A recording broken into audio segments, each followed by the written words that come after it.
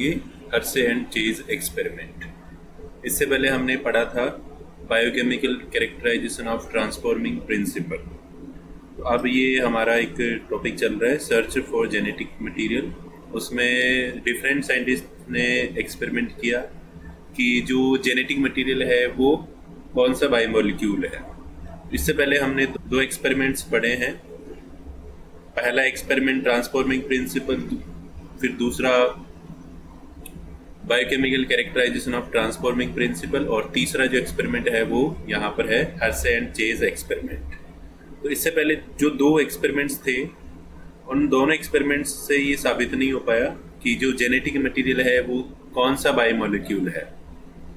अब इसके बाद में यहाँ पर दो साइंटिस्ट आए, हर्शे एंड चेज। उन्होंने एक्सपेरिमेंट किया और इनके एक्सपेरिमेंट से प्रूव हो गया कि जो जेनेटिक मटेरियल है वो डीएनए है ना। तो अब यहाँ पर हर्शे एंड चेज दो साइंटिस्ट हैं। एक है अल्फ्रेड हर्शे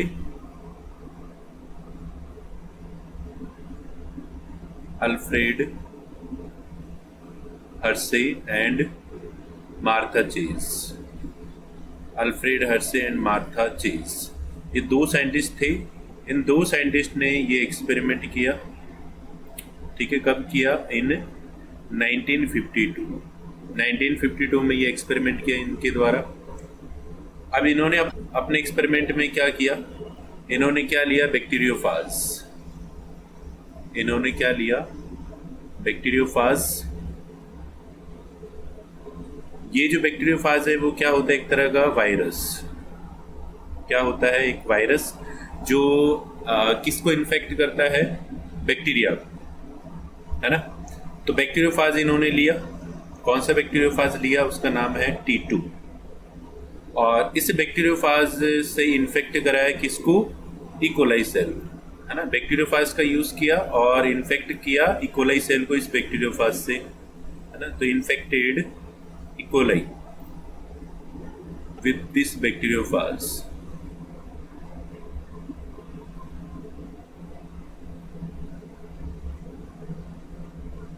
ठीक है। हाँ, अब इन्फेक्शन से पहले यहाँ पर दो तरह के बैक्टीरियोफाज बनाए गए इन साइंटिस्ट के द्वारा। तो यहाँ पर इन्होंने क्या किया? साइंटिस्ट ने जो पहला बैक्टीरियोफाज था उसमें इन्होंने क्या इंट्रोड्यूस कर दिया? Radioactive sulphur. और दूसरा जो बैक्टीरियोफाज था उसमें रेडियोएक्टिव फॉस्फोरस इंट्रोड्यूस कर दिया। अब थोड़ा सा हम बैक्टीरियोफाज के स्ट्रक्चर देखते हैं। तो अब बैक्टीरियोफाज को अगर हम देखें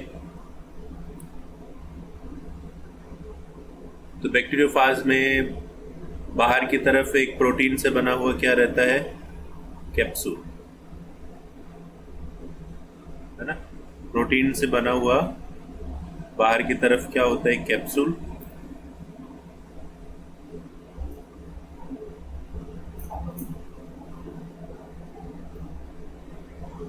हाँ, तो यहाँ पर ये जो पूरा पार्ट है ये क्या है? अपने पास कैप्सूल। और ये जो कैप्सूल है ये किसका बना हुआ है? प्रोटीन का, मेड ऑफ प्रोटीन, जो कि प्रोटीन का बना होता है ना। तो अब जो प्रोटीन है उस प्रोटीन में क्या प्रेजेंट होता है? सल्फर, है ना। यहाँ पर जो प्रोटीन है इस प्रोटीन में क्या प्रेजेंट होता है? सल्फर प्रेजेंट होता है, ठीक है। इसके बाद में कैप्सूल के अंदर या जो हेड वाला पोर्शन है, इस हेड वाले पोर्शन में अंदर की तरफ क्या होता है? Genetic material. अंदर की तरफ क्या होता है? डीएनए, है ना। इसको हम जेनेटिक मटेरियल बोलते हैं। अंदर की तरफ इसमें डीएनए होता है। और इस डीएनए में अगर हम देखें तो यहाँ पर क्या प्रेजेंट होता है? Phosphorus.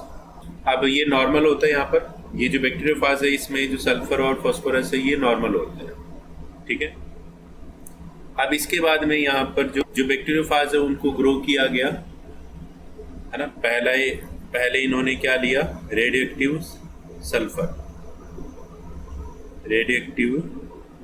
Sulphur.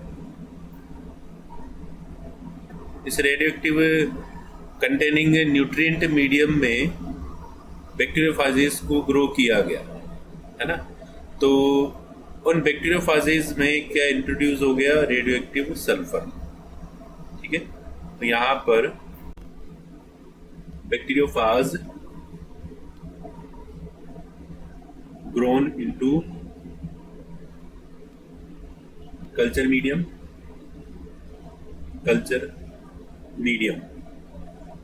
containing radioactive sulphur. अपने पास कौन सा है रेडियोएक्टिव सल्फर? अपने पास कौन सा है? S35 है ना। रेडियोएक्टिव सल्फर कौन सा होता है? S35। ठीक है, ऐसा सल्फर जिसका एटॉमिक मास कितना हो 35, तो ये रेडियोएक्टिव सल्फर होता है। ठीक है, इसके बाद में और इन्होंने क्या किया? रेडियोएक्टिव फॉस्फोरस लिया। रेडियोएक्टिव फॉस्फोरस, ये जो रेडियोएक्टिव फॉस्फोरस है, इस रेडियोएक्टिव फॉस्फोरस में ग्रो किया गया है ना। किसको ग्रो किया गया? बैक्टीरियोफाज को। ठीक है, तो यहाँ पर भी बैक्टीरियोफाज ग्रोन। ठीक है, किस में ग्रो किएगी? वही सेम यहाँ पर ऐसा न्यूट्रिएंट मीडियम जिसमें क्या डाला गया इनके द्वारा? Radioactive phosphorus. तो इस तरह से जब इनको कल्चर किया गया, तो जिस बैक्टीरियोफाज को रेडियोएक्टिव फॉस्फोरस में कल्चर किया गया, उनके डीएनए में क्या इंट्रोड्यूस हो गया? Radioactive phosphorus. क्योंकि डीएनए में क्या होता है? फॉस्फोरस होता है। तो न्यूट्रिएंट मीडियम में जो फॉस्फोरस दिया जा रहा था, रेडियोएक्टिव फॉस्फोरस, वो उन्हें बैक्टीरियोफाज का जो बनने वाला डीएनए था, नया डीएनए, उनके डीएनए में यूज़ हो गया। तो उनके डीएनए में अब क्या मौजूद था? Radioactive phosphorus. इसी तरह से जो bacteriophage radioactive sulphur containing medium में ग्रो किए गए, तो वहाँ पर उन बैक्टीरियोफाज को क्या मिल रहा था? प्रोटीन बनाने के लिए S35 यानी रेडियोएक्टिव सल्फर। तो इस तरह से उनकी जो भी प्रोटीन बन रही थी या जो कैप्सूल बन रहा था, उसमें कौन सा सल्फर प्रेजेंट था? S35। ठीक है, अब इसके बाद में हम आगे देखते हैं किस तरह से एक्सपेरिमेंट इन्होंने आगे किया। तो यहाँ पर अपने पास दो तरह के बैक्टीरियोफाज हैं। तो पहला जो बैक्टीरियोफाज है वो कौन सा है? जो कि किस में ग्रो किया गया है? S35 है ना। तो यहाँ पर ये जो बैक्टीरियोफाज है वो कौन सा है? जिसको S35 में ग्रो किया गया। तो इसका जो कैप्सूल है, इसमें क्या प्रेजेंट है? S35। ठीक है, इधर हमारे पास दूसरा बैक्टीरियोफाज है। इस बैक्टीरियोफाज में यहाँ पर जो डीएनए है, उस डीएनए में क्या प्रेजेंट है? Radioactive phosphorus. डीएनए में क्या प्रेजेंट है? P32। ठीक है, अच्छा, अब इसके बाद में यहाँ पर ये जो बैक्टीरियोफाज है जिसमें रेडियोएक्टिव सल्फर प्रेजेंट है, उसका जो डीएनए है, उस डीएनए में जो फॉस्फोरस है वो कैसा है? Normal, P30। यहाँ पर जो दूसरा बैक्टीरियोफाज है, इस दूसरे बैक्टीरियोफाज के कैप्सूल में जो सल्फर है, सल्फर कौन सा है यहाँ पर?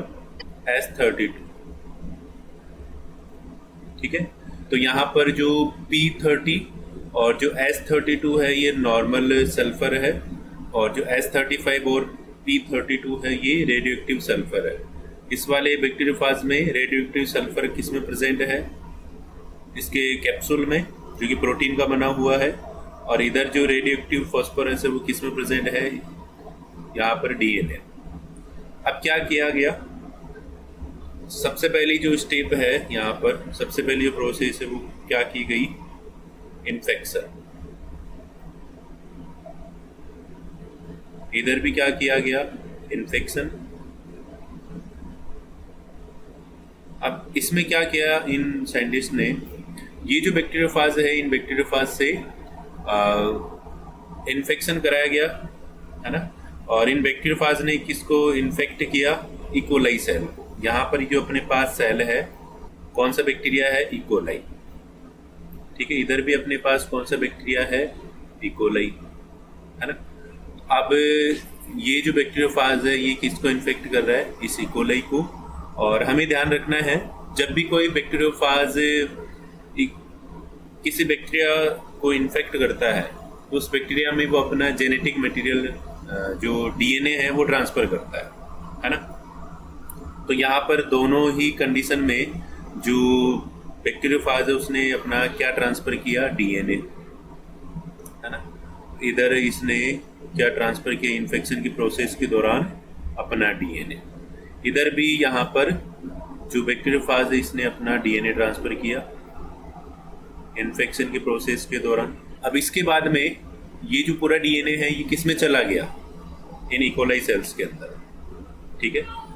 अब नेक्स्ट जो स्टेप थी वो यहाँ पर कौन सी है, ब्लेंडिंग। अब ब्लेंडिंग में क्या किया, यहाँ पर जो बैक्टीरियोफाज इस इकोलाई सेल से चिपके हुए थे उनको अलग किया। ब्लेंडिंग जैसे ब्लेंडर होता है ना, मिक्सर ग्राइंडर होता है, उसमें यहाँ पर ये जो इन्फेक्टेड इकोलाई सेल्स हैं इनको एजिटेट किया गया, इनको घुमाया गया। इससे क्या हुआ, ये जो वायरस पार्टिकल्स हैं ये इस इकोलाई की जो मेम्ब्रेन है उससे अलग हो गए, ठीक है। सेम प्रोसेस यहाँ पर भी की गई, ब्लेंडिंग। यहाँ पर भी ब्लेंड किया गया इस मिक्सर को जिसमें कि जो बैक्टीरियोफाज है वो इकोलाई सेल से चिपका हुआ है। तो यहाँ पर भी ये जो बैक्टीरियोफाज है इस इकोलाई की मेम्ब्रेन से अलग हो चुका है, ठीक है। और हमें ये भी ध्यान रखना है यहाँ पर जो इन्फेक्शन हुआ था उससे ये डीएनए पहुँच गया, किसका, बैक्टीरियोफाज का। इधर भी जो डीएनए है वो आ चुका है, ठीक है। इसके बाद में तीसरी जो प्रोसेस यहाँ पर की गई, कौन सी प्रोसेस की गई, सेंट्रीफ्यूगेशन। सेंट्रीफ्यूगेशन, इधर भी तीसरी प्रोसेस कौन सी की गई, सेंट्रीफ्यूगेशन।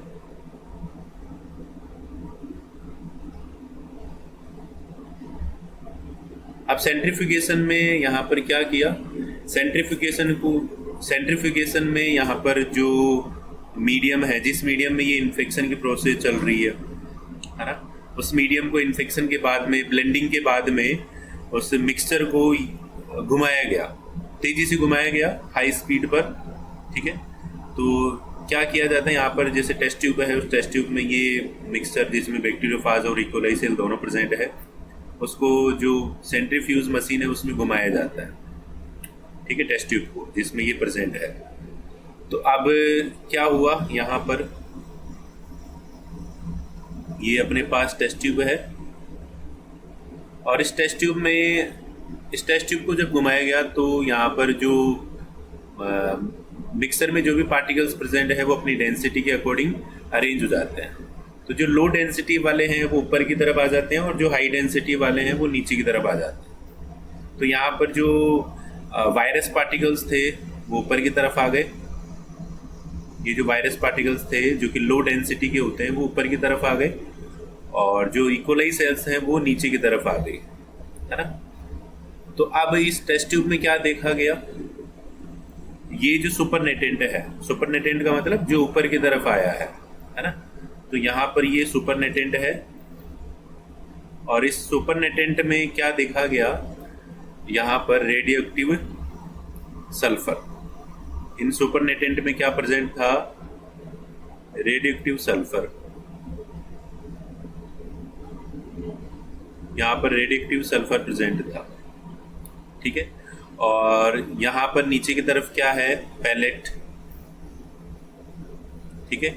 और इन नीचे की तरफ पैलेट यानी यहाँ पर इकोलाई सेल्स हैं इसमें, तो इसमें कोई रेडियोएक्टिव सब्सटेंस प्रेजेंट नहीं था, है ना। यहाँ पर कोई रेडियोएक्टिव सब्सटेंस प्रेजेंट नहीं था, नो रेडियोएक्टिव सब्सटेंस।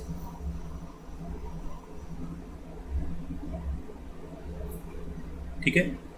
अब इससे क्या साबित होता है कि यहाँ पर जो इन्फेक्शन की प्रोसेस हुई थी उस इन्फेक्शन के प्रोसेस में जो बैक्टीरियोफाज है उस बैक्टीरियोफाज ने यहाँ पर जो अपना डीएनए है वो ट्रांसफ़र किया है और जो डीएनए ट्रांसफ़र किया है उसमें जो रेडियोएक्टिव सब्सटेंस है वो मौजूद नहीं है, ठीक है। तो इसी वजह से यहाँ पर जो इकोलाई सेल है उसमें इन्फेक्शन के बाद रेडियोएक्टिव प्रॉपर्टी नहीं आती है।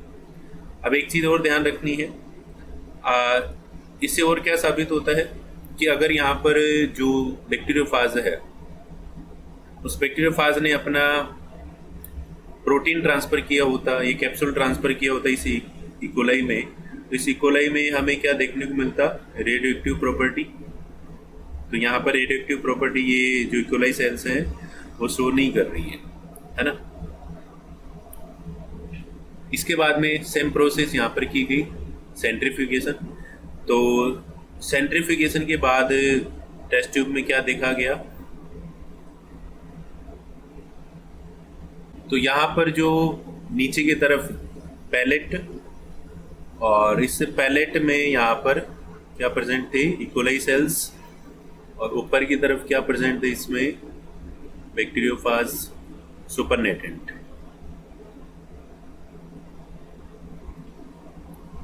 तो यहाँ पर जो सुपरनेटेंट थे, इन सुपरनेटेंट में कोई रेडियोएक्टिव प्रॉपर्टी शो नहीं हुई है ना। यहाँ पर नो रेडियोएक्टिव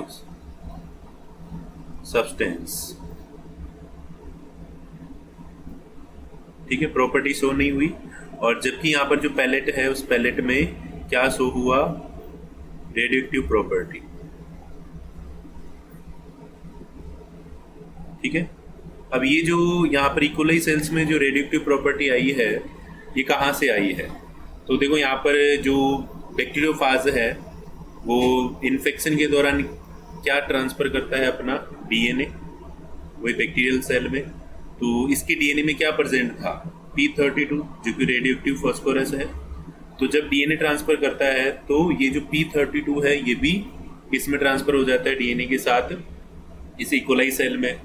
और यहाँ पर ये इस इकोलाई सेल में जो डीएनए है उस डीएनए में क्या प्रेजेंट है, P32, ठीक है। और इस P32 प्रेजेंट होने की वजह से इकोलाई सेल में, ये इकोलाई सेल्स क्या शो कर रही हैं, रेडियोएक्टिव प्रॉपर्टी, ठीक है। तो अब यहाँ पर इस वाले एक्सपेरिमेंट से क्या साबित होता है कि जो जेनेटिक मटेरियल है वो क्या है, डीएनए। कंक्लूजन क्या निकलता है, DNA is the genetic material, DNA is the genetic material. देखो यहाँ पर जेनेटिक मटेरियल डीएनए है, ये जो डीएनए है ये एक ऑर्गेनिज्म से दूसरे ऑर्गेनिज्म में ट्रांसफ़र हो रहा है ना। यहाँ पर जो बैक्टीरियोफाज है उस बैक्टीरियोफाज से किसमें ट्रांसफ़र हो रहा है, इकोलाई सेल। तो इस एक्सपेरिमेंट को जो अदर साइंटिस्ट हैं उन्होंने एक्सेप्ट किया, और जो कंक्लूजन यहाँ पर निकला उसको भी एक्सेप्ट किया, और उन्होंने भी क्या माना, अदर साइंटिस्ट ने, कि यहाँ पर जो डीएनए है वो क्या है, जेनेटिक मटेरियल, ठीक है। तो ये अपना टॉपिक कंप्लीट होता है। आई होप आपको टॉपिक समझ में आया होगा। अगर वीडियो पसंद आई है तो इसको लाइक कीजिए, अपने दोस्तों को शेयर कीजिए, और मेरे चैनल को सब्सक्राइब कीजिए। Thank you.